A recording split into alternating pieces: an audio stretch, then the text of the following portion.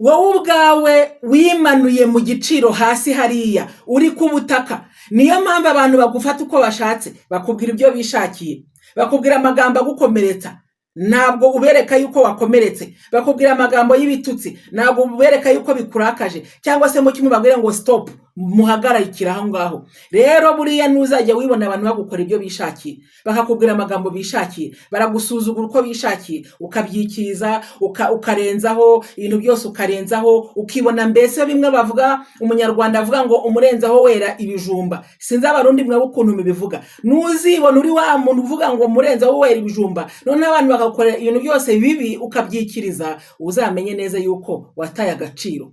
Kandi impamvu nyine babigukorera ni ukubera yuko nyine babona ko nta gaciro ufite. Rero izongera wizamuremo, ikunkumure rwose, iyuburure, wongere wubake agaciro kawe, kubera yuko buriya iyo ufite agaciro kawe, abantu ntabwo bashaka kukubwira ibyo biboneye, kubera ko niyo babitinyutse uhita ubahagarikira aho ngaho, ntabwo utuma bigera kure. Rero uramenye.